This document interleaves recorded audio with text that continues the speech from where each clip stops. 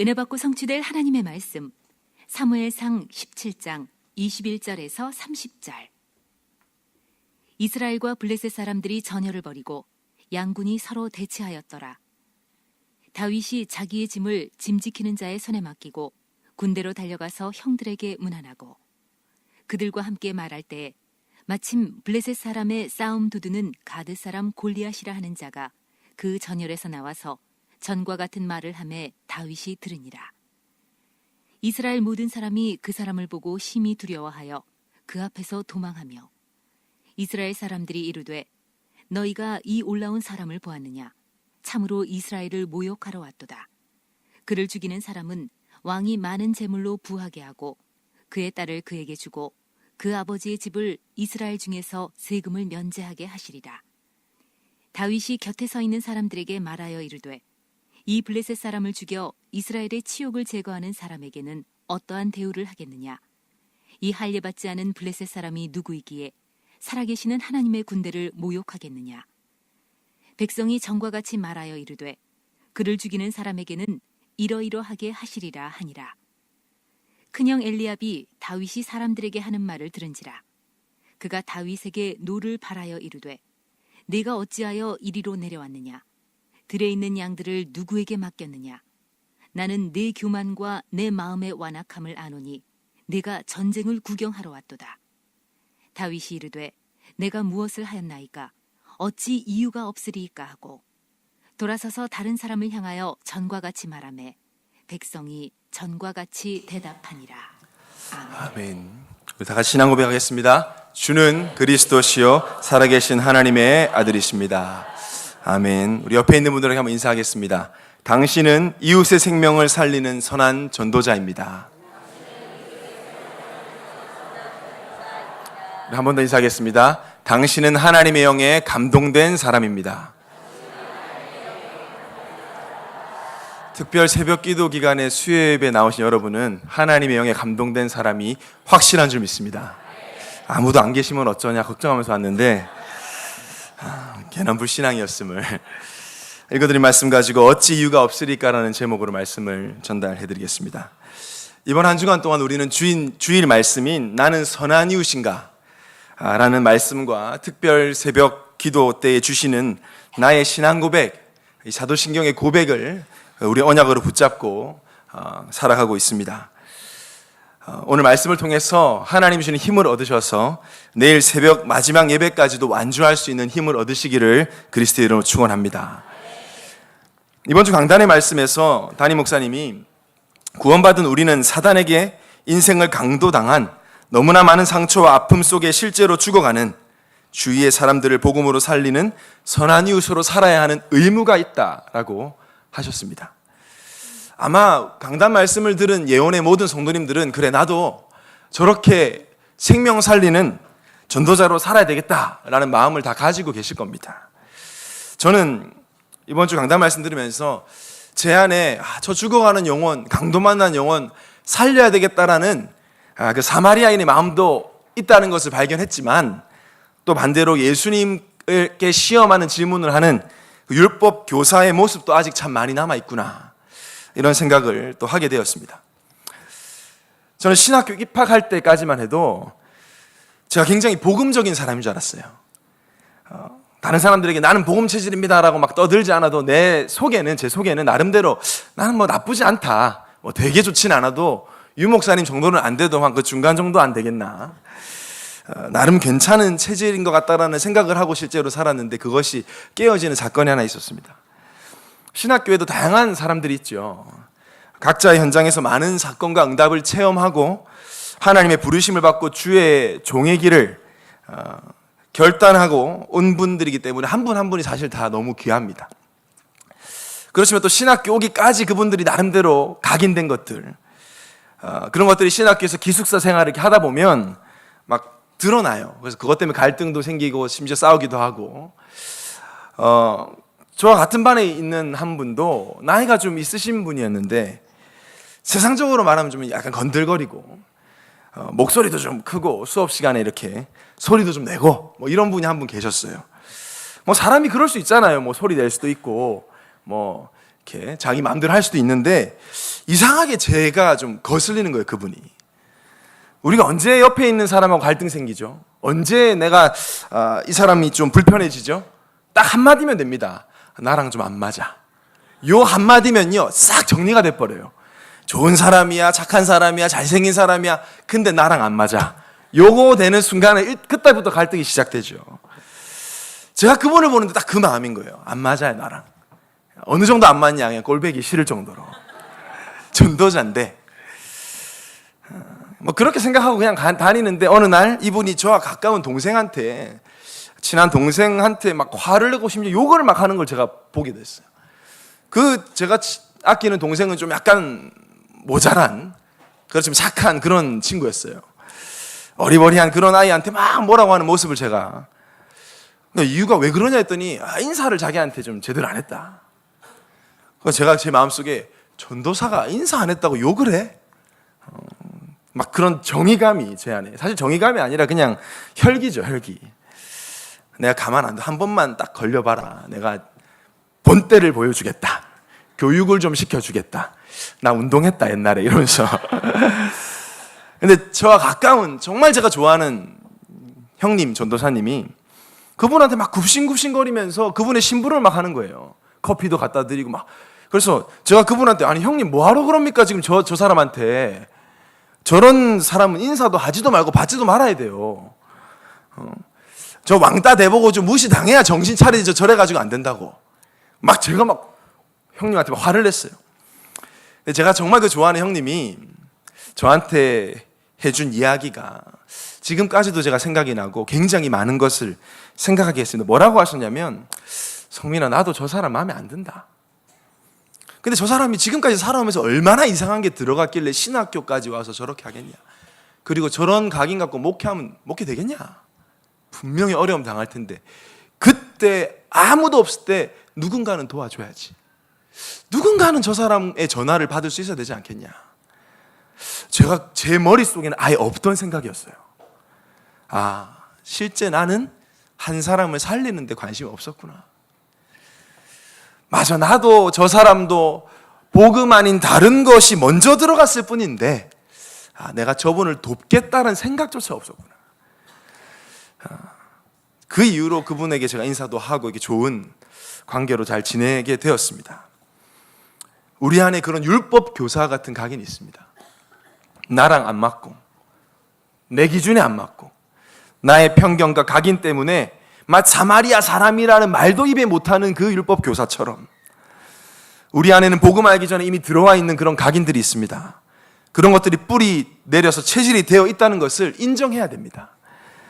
그러면 어떻게 그 잘못된 각인을 바꿀 수 있죠? 날마다 주인을 바꿔야 됩니다.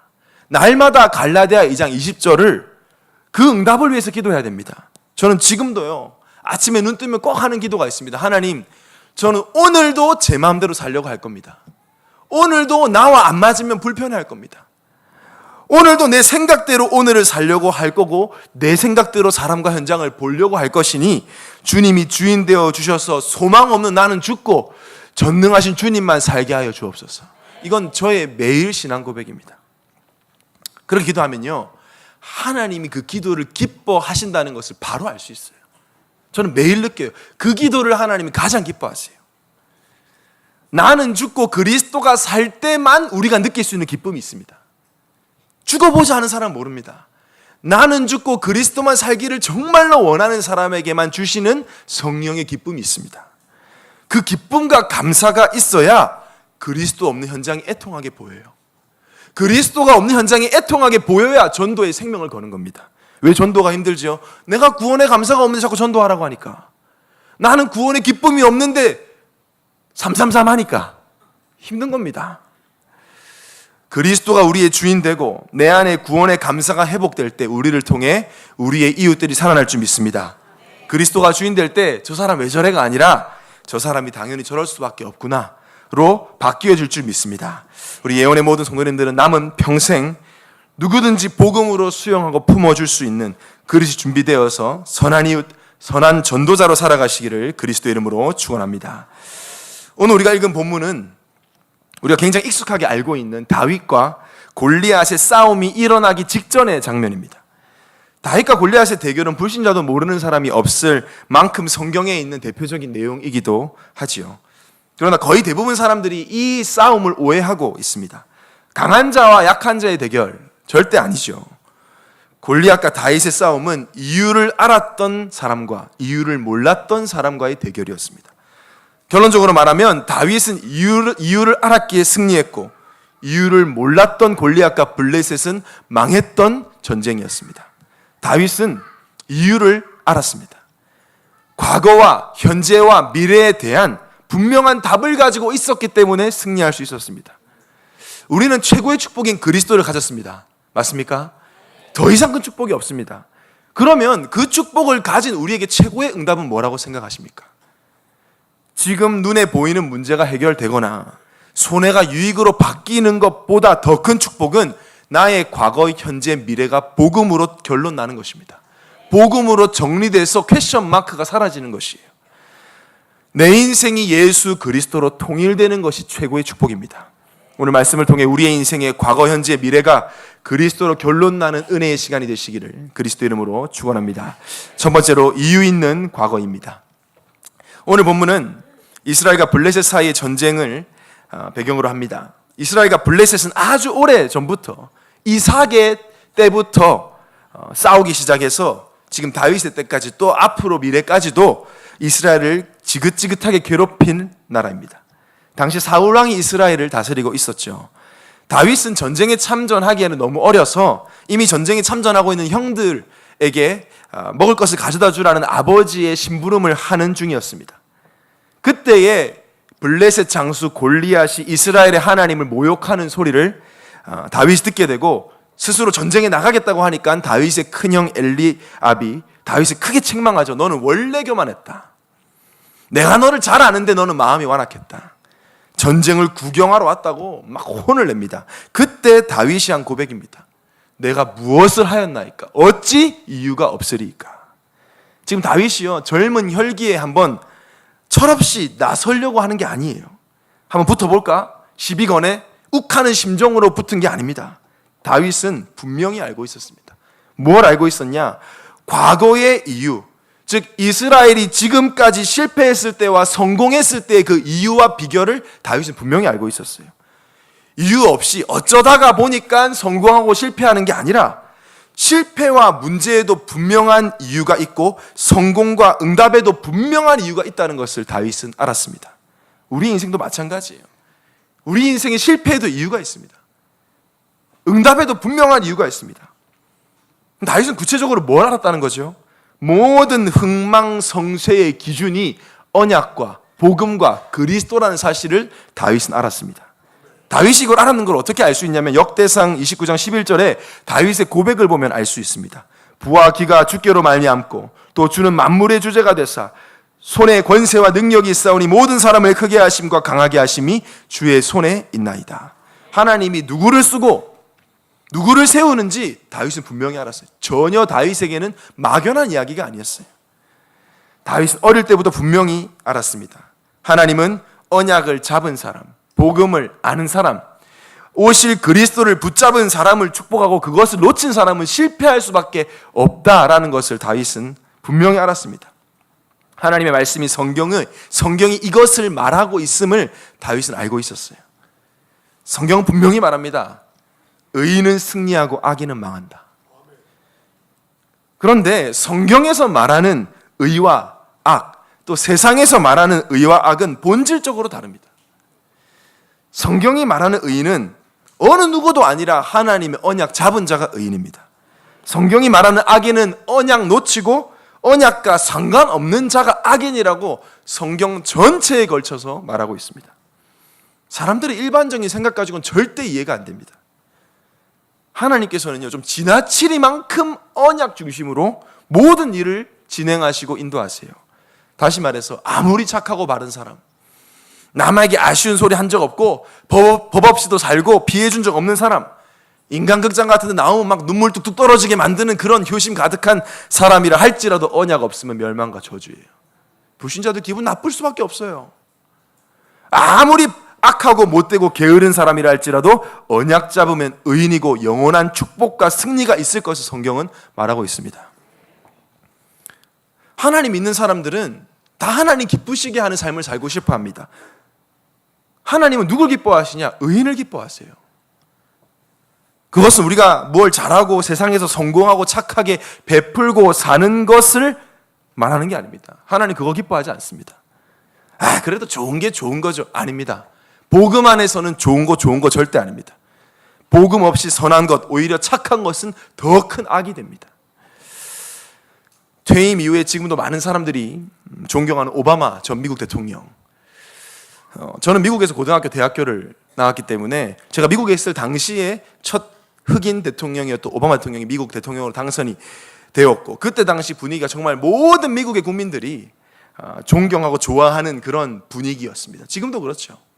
저도 개인적으로 너무 좋아했어요. 그분의 연설을 듣고 있으면 한 번씩 강단 말씀도 더 은혜가 되고, 야, 어쩜 그렇게 말을 너무 잘해요. 너무 멋있게. 심지어 저는 책도 사서 보고 그분의 스피치 연구도 하고 그랬어요. 얼마나 말을 잘하시고 또 특히 약자들의 편을 들어주고 모든 사람을 평등하게 대하려고 하시고, 종교적으로 민감하고 테러들이 일어나는 상황에서도 이슬람 지도자들을 먼저 찾아가서 이슬람은 평화의 종교다 라고 말해주고, 이슬람 사람들이 너무너무 좋아하는 거예요. 또 불교를 대표하는 스님인 달라이 라마와도 자주 만나서 조언을 들어요. 낮은 자세로. 특히 2015년 6월에 미국 찰스톤에서 인종차별자가 흑인 교회에 들어가서 총기를 난사해서 9명이 죽는 비극적인 사건이 있었죠. 오바마 대통령이 직접 그 교회 장례식에 참여했어요. 참여해서 위로의 말씀을 전하다가 멈추더니 갑자기 노래를 부르는데 어떤 노래였냐? 어메이징 그레이스를 불렀습니다. 대통령이. 그러니까 막 목사님들 일어나서 할렐루야 하고, 너무 멋있죠. 지금까지도 그 일화는요 회자되는 내용입니다. 근데 너무 멋있고 모든 사람에게 낮은 자세로 대하는 멋진 사람인데, 이 오바마 대통령이 미국 역사상 처음으로 동성애 결혼 합법화에 사인을 했습니다. 그것을 두고 오바마가 미국의 승리다라고 얘기했어요. 실제 이 오바마가 동성연애 합법화에 사인을 한 이후에 1년 동안 12만 3천 쌍의 동성 부부가 탄생했습니다. 판결 전이 2014년에 비해 33%가 증가했습니다.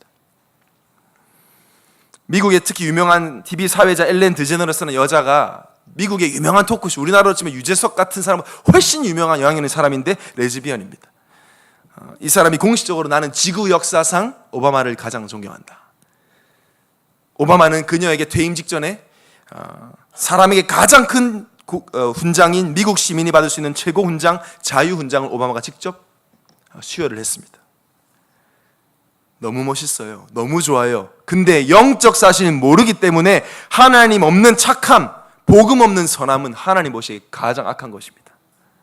왜죠? 그냥 무조건 싫어하는 게 아닙니다. 언약 없이는, 그리스도 없이는 영적 재앙을 막을 수가 없습니다. 아무리 인간적으로 훌륭해도 사단의 역사와 그 배경의 역사는, 흑암 역사를 막을 수가 없기 때문에, 더 망할 거기 때문에 하나님 보시기엔 악한 것이죠. 하나님 없어도 될 만큼 좋은 사람, 그 사람은 그만큼 많은 사람을 속일 수 있기 때문에 가장 악한 사람이에요. 그래서 성철 스님이 그런 고백을 하신 것이죠. 오늘 분명히 기억하셔야 됩니다. 하나님에게 선한 것, 착한 것은 예수 그리스도밖에 없습니다. 하나님께 의는 예수 그리스도밖에 없어요. 로마서 1장 17절에 복음에는 하나님의 의가 나타나서 믿음으로 믿음에 이르게 하나니 기록된 바 오직 의인은 믿음으로 말미암아 살리라 함과 같으니라. 복음에만 하나님의 의가 나타나요. 그래서 이 복음이 없으면 하나님 관심 없어요. 하나님 나 좀 봐주세요. 눈과 마음이 날 봐주세요. 그리스도 없다. 안 봅니다. 못 봅니다. 하나님은. 우리가 연약하고 부족해도 내 안에 그리스도 생명이 있으면 하나님의 눈과 마음은 집중되어 있음을 믿으시기를 바랍니다. 다윗이 이걸 알았다니까요. 하나님의 관심은 언약 잡은 의인에게 있다라는 걸 다윗이 알았어요. 오실 예수 그리스도의 언약을 붙잡은 자에게 있음을 알았고 악인이 의인을 이긴 적이 한 번도 없음을 다윗이 알았습니다. 반면에 다윗의 형들은 소위 말하는 기존 교인인데 몰랐어요. 골리앗의 모욕을 듣고 흥분한 다윗, 분노한 다윗을 보고 오히려 뭐라고 해요? 교만하다고 꾸짖는 걸 보면 영적 사실 전혀 모르고 있어요. 이것이 불신자들과 종교인들의 모습입니다. 눈에 보이는 문제만 해결하려고 하는 모습.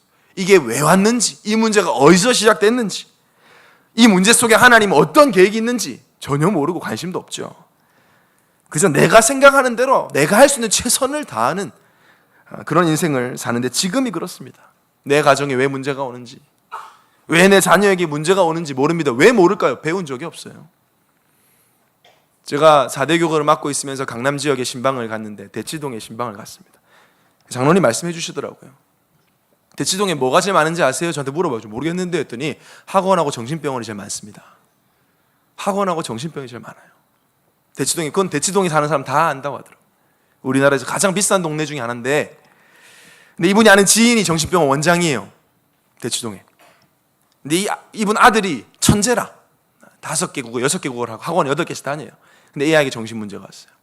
틱장애가 밤에 잠을 못 자요. 정신병원 원장 아들이 정신과 약 먹어야 학원 갈 수 있어요. 그래서 우리 성도님이 그분한테, 형님, 아니 애 이렇게 살면 안 행복하잖아요. 학원 몇 개 줄여서라도 좀 행복하게 살게 해줘야지. 이게 뭐 하는 거냐고 했더니 그분의 말이 뭐라고 하느냐, 나도 알아 내 아들 안 행복한 거. 근데 다르게 사는 방법을 내가 배운 적이 없다. 불신자들은 배운 적 없습니다. 열심히 살고 돈 벌고 성공하면 행복할 거라고 배웠는데 막상 그게 안 되니까 답이 없는 겁니다. 그냥 그렇게 사는 겁니다. 정신과 약 먹어가면서. 그게 현장입니다. 아무리 똑똑해도 이유를 모릅니다. 왜죠? 그리스도를 모르기 때문에. 반대로 다윗은 이유를 알았습니다. 지금까지의 역사를 알았습니다. 언제 언약의 백성이 승리했고 언제 실패했는지 다윗은 분명히 알았습니다. 다윗이 뭘 알았죠? 구체적으로 다윗은 인류가 창세기 3장 내가 하나님대로는 불신앙에 속아 망한 것을 다윗이 알았어요. 그리고 그 해결책으로 여자의 후손을 약속하신 것을 다윗이 알았습니다. 그 증거로 짐승이 죽어서 가죽옷을 입혔다는 것을 다윗이 알았어요. 그래서 다윗은 죽으면 죽었지 언약 못 놓치는 거예요. 다윗은 또 뭘 알았죠? 이스라엘이 430년 동안이나 애굽에 노예됐다는 것을 다윗은 알았습니다. 어떤 훌륭한 사람으로 방법으로 해결받지 못했지만 언약 잡은 무능한 모세라는 그 사람과 희생 제사의 언약과 유월절 어린 양의 피를 문설주에 발랐을 때 막강한 애굽이 무너지고 홍해가 갈라지고 애굽 군대가 홍해에 수장되는 것 다윗은 알았습니다. 우리도 이 언약을 알고 있는 줄 믿습니다. 특히 다윗이 사무엘에게 기름 부음을 받았잖아요. 다윗의 스승이잖아요. 다윗은 사무엘의 제자잖아요. 이 사무엘이 누구죠? 나실인입니다. 어릴 때부터 언약궤 앞에 엎드려서 하나님 말씀이 사라진 시대에 하나님의 말씀을 들었던 사람이에요. 그 사무엘이 어렸고 지도자가 되었을 때도 여전히 블레셋은 이스라엘을 공격하고 있었습니다. 사무엘상 7장에 보면 블레셋 군대가 이스라엘 목전까지 쳐들어왔을 때 사무엘은 전쟁 태세를 갖추지 않았습니다. 군사를 모집하지 않아요. 목전까지 쳐들어왔는데 사무엘은 뭐라고 하냐? 어린 양을 가져와라고 합니다. 아니 지금 전쟁 당하게 생겼는데, 죽게 생겼는데 온전한 번제를 드립니다. 사무엘은요, 하나님 앞에 예배할 때 하나님이 해결하시는 것을 실제로 체험하고 본 사람이에요. 사무엘은 왜 그렇게 했느냐? 무모한 도전이냐? 현실의 문제는 우리가 뭐 신경 안 써야 되냐? 그 말이 아니에요. 블레셋의 공격이 영적인 문제라는 걸 알았어요. 이스라엘이 우상을 섬겼기 때문에 일어나는 걸 알았어요. 우상을 제거하고 그리스도 붙잡으면 하나님이 해결할 것을 믿었고 죽으면 죽었지 우상 숭배 안 하겠다고 결단한 것입니다. 오늘 우리가 이런 결단할 때에 우리에게 고질적인 영적인 문제가 해결될 줄 믿습니다. 다윗은 사무엘에게 그 언약을 전달받았습니다. 영적 문제 해결하는 길이 예수 그리스도 중심의 예배라는 그 언약을 전달받았어요.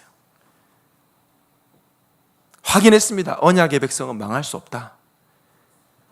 언약 없는 마귀의 자식이 하나님의 백성을 망하게 할 수 없다. 그래서 골리앗을 보고요, 다윗이 대단한 거인이라고 표현하지 않고 할례받지 못한 자라고 표현합니다. 저는 이 표현이 얼마나 멋있는지. 다윗의 눈에는 육신적으로 커다란 골리앗이 보이질 않아요. 그저 언약 없는 불신자의 모습으로만 보이는 거예요. 육신적인 사실과 현실보다 영적인 사실이 훨씬 더 크게 보였던 다윗의 눈이 우리의 눈이 되기를 바랍니다. 나와 함께 하시는 하나님이 골리앗 뒤에 있는 마귀보다 더 크다는 것을 다윗은 알았습니다. 그래서 다윗이 너무 답답해서 이걸 못 보는 형들에게 내가 어찌 이유가 없겠냐고, 내가 지금 이거 무모한 도전인 것 같냐고, 승리할 수밖에 없는 도전임을 얘기했습니다. 오늘도 우리가 이 시간에 다시 한번 생각해 봐야 합니다. 왜 우리 가문과 내 개인의 과거 속에 문제가 올 수밖에 없었는가? 왜 상처를 받을 수밖에 없었는가? 언약이 없었기 때문에 그래요. 복음 없었기 때문에 당연히 받아야 될 문제였고 당연히 받아야 될 상처였습니다. 날 때부터 가지고 나는 이 죄 때문에 오는 이 근본 문제, 하나님을 떠났어 살아니까 당연히 어렵죠. 하나님 떠나서 살았으니까. 죄인으로 태어났기 때문에 어쩔 수 없이 마귀에게 속해야 되죠. 요한복음 8장 40절에 너희는 너희 마귀에게 났으니 너희 아비의 욕심대로 너희도 행하고자 하느니라. 이게 무서운 말이에요. 내가 원하는 줄 알았는데, 내가 원하는 대로 사는 줄 알았는데 알고 보니까 내 아비가 원하는 대로 살고 있었어. 내 아비의 욕심대로 그대로 살고 있었어. 마귀는 자기 자식을 망하게 하기 때문에 하나님 말고 다른 걸 의지하도록 우리를 속였고, 하나님을 떠나 두려워하는 영적 상태가 오래되고 지속되니까 우리의 삶이 어려워질 수밖에 없었던 것입니다. 갑자기 우리 자녀가 이상해졌다, 갑자기 우리 집에 문제가 왔다, 갑자기 아니라는 겁니다. 언약 놓쳤기 때문에, 복음 없었기 때문에 당연히 어려움이 왔었어야 했어요. 우리의 어떤 노력으로도 사단의 역사를 이길 수 없기 때문에 당연히 많은 상처와 고통을 우리는 당할 수밖에 없었습니다. 그럼 창세전부터 구원 계획을 가지고 있던 하나님이 왜 나에게 그런 아픈 과거를 허락하셨을까요? 그 이유는 복음을 바로 알게 하기 위해서입니다. 예수 그리스도 아니면 인간의 영적 문제를 절대 해결할 수 없음을 알려주기 위해서 우리에게 그 과거를 허락하신 것입니다. 예수는 그리스도지, 그 정도가 아니라 나는 그리스도 없으면 안 되는 사람이구나. 예수 십자가의 죽음과 부활 없이는 나와 내 가정은 절대 희망 없고 소망 없구나. 예수님이 그리스도로 내 주인 되어주지 않으면 나는 절대 흑암 못 이기는구나. 나는 오직 예수 그리스도만 붙잡아야 되겠다. 나는 오직 예수 그리스도만 따라가야 되겠다. 이거 알게 하시려고 우리의 과거를 허락하신 것입니다. 그래서 우리에게 우리의 과거는 잊고 싶은 아픈 추억이 아니라 발판입니다. 축복의 통로인 줄 믿으시기 바랍니다. 저는 저의 무능했던 과거, 지금도 무능하지만 그게 너무 감사해요.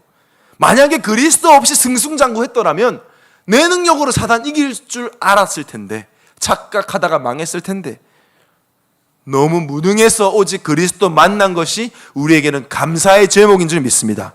오늘 나의 무능에 감사하시기를 바랍니다. 나에게 그런 과거를 허락하셔서 이 자리에서 예수 이름 앞에 무릎 꿇을 수 있는 기회 주신 하나님께 감사와 찬양이 넘치는 예언의 모든 가족들 되기를 그리스도 이름으로 축원합니다. 두 번째로 도전해야 할 이유 있는 현재입니다. 다윗은 하나님을 모욕한 골리앗이 언약 가진 사람을 이길 수 없다는 것을 알았기 때문에 즉시 골리앗에게 도전을 합니다. 이것은 어린 다윗의 객기나 단순한 용기가 절대 아닙니다. 이유가 있었다니까요. 단 한 번도 언약 가진 자가 언약 없는 자에게 진 적이 없다는 것을 다윗은 알고 있었습니다. 자신의 힘으로 나간 것이 아닙니다.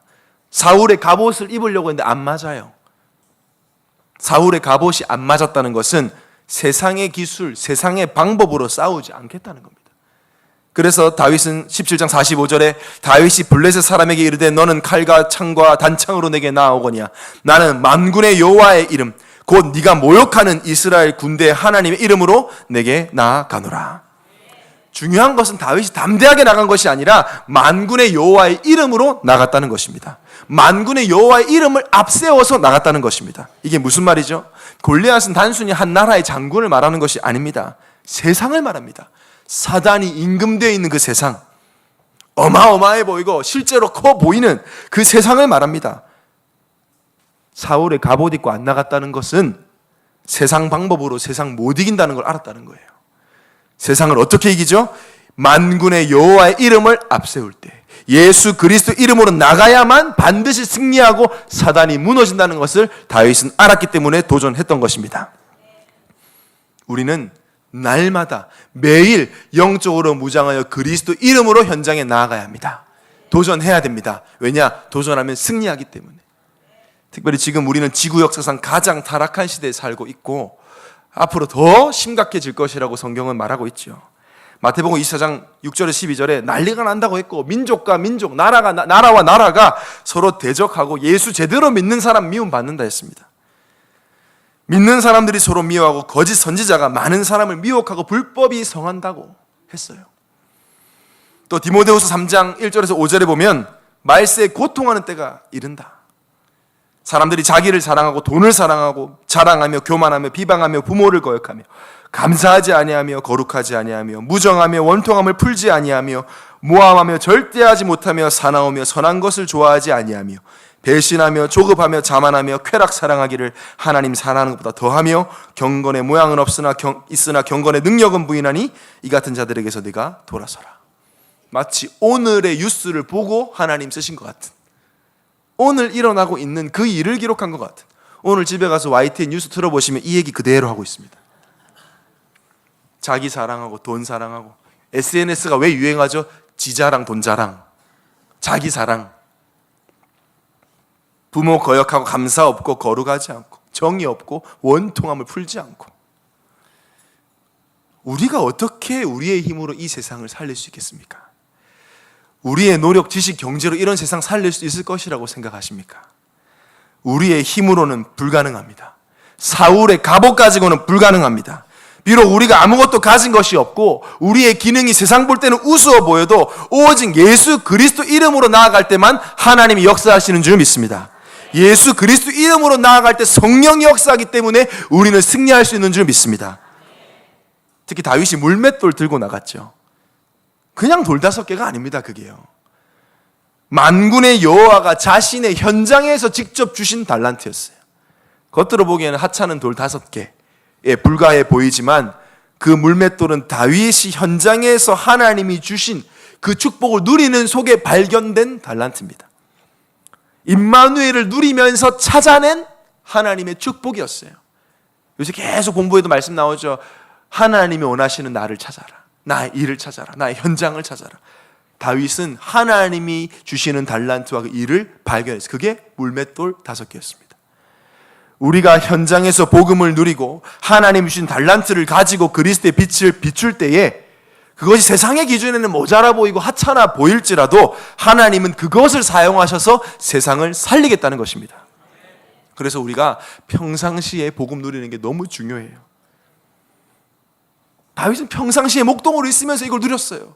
형들이 막 뭐라고 하고, 심지어 사울도 네가 무슨 가가지고 골리앗 이기겠냐고 하니까 다윗이요, 아주 담대하게 내가 목동할 때도 고맥에서부터 사자로부터 하나님이 나를 지켜냈다. 근거 있는, 이유 있는 도전이었습니다. 평상시에 우리가 복음을 누리고 현장에서 복음의 능력을 체험하고 있으면 하나님의 시간표에 약하고 모자라 보이는 우리를 통해서 세상을 회복시키실 것입니다. 그래서 우리는 지금 복음으로 담대히 현장에 도전해야 될 이유가 있는 줄 믿습니다. 특히 후대들이 죽어가는 시대잖아요. 여기 계신 분들은 어떤 이유에서도 언약 붙잡을 거니까 약한 후대들, 렘넌트들을 사단이 무차별 공격을 하고 있습니다. 제가 고등부 특강 때도 지난주에 그런 얘기를 했었는데, 저는 렘넌트 출신 목사로서 우리 성전이 건축되어 완공의 시간표가 가까이 올 때 너무 기쁘면서도 한편으로 굉장히 거룩한 부담을 가지고 있어요. 왜냐하면 이렇게 성도님들의 피와 눈물과 헌신으로 세워진 이 예원교회가 만약에 우리 후대들에게 언약 전달 안 돼 있으면 예루살렘 교회처럼 무너질 수도 있다. 저는 미국의 교회를 봤기 때문에 이슬람에게 팔릴 수도 있다.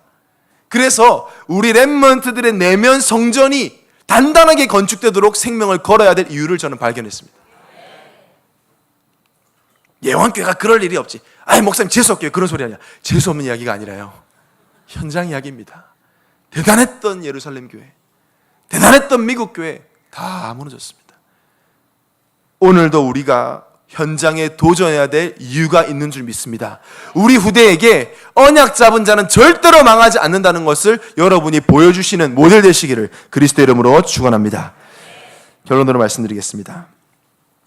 우리가 우리의 과거 문제의 이유를 알고 현장에서 복음으로 도전한다면 우리의 미래는 어떻게 되겠습니까?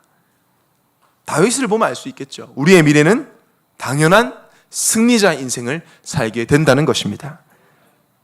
다윗은 골리앗 넘어뜨리고 별로 기뻐하지도 않아요. 왜죠? 당연한 거기 때문에. 언약 잡은 자가 할례 받지 못한 자 이기는 건 다윗에겐 당연한 거였기 때문에. 다윗은 골리앗의 목을 베었고 이스라엘은 절대로 이길 수 없을 것 같은 그 전쟁에서 승리했습니다. 성경은 분명히 말하고 있습니다.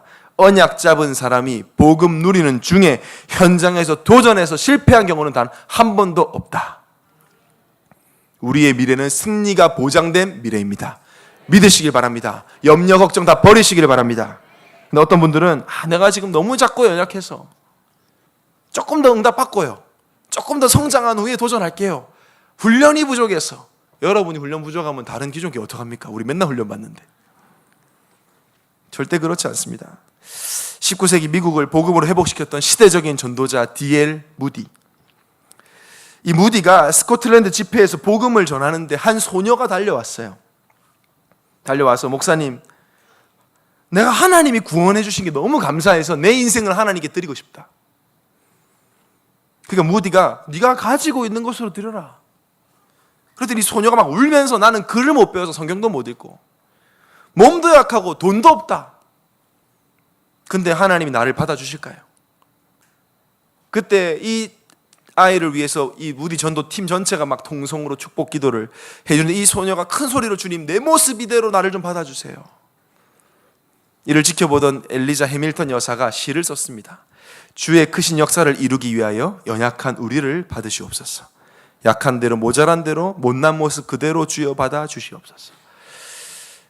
그 옆에 있던 무디와 함께 팀을 이루어서 찬송가 작곡을 하고 있었던 데이비드 생키 이 전도자의 가슴 속에도 성령이 역사해서 즉시 그 자리에서 피아노를 두드리면서 곡을 쓴 찬송가가 바로 찬송가 214장 나 주의 도움 받고자 주 예수님께 빕니다. 그 구원 허락하시사 날 받으옵소서. 내 모습 이대로 주 받으옵소서. 날 위에 돌아가신 주 날 받으옵소서. 이 찬양이 불려지는 곳마다 많은 사람들이 특히 연약한 렘넌트들이 살아났다라는 것을 역사는 기록을 하고 있습니다. 지금 이 모습 그대로 도전하시기를 바랍니다. 지금 그 각인 뿌리 체질 그대로 도전하시기를 바랍니다. 우리의 것이 아니라 예수 그리스도를 앞세워서 나아가면 승리할 줄 믿으시길 바랍니다. 예수 그리스도의 말씀을 앞세워서 현장에 도전하시기를 바랍니다. 나의 부족함과 연약함을 통해 그리스도가 드러날 수 있다면 오히려 나의 연약함과 부족함을 통해서 하나님이 역사하실 것입니다. 승리하시기를 그리스도 이름으로 축원합니다. 우리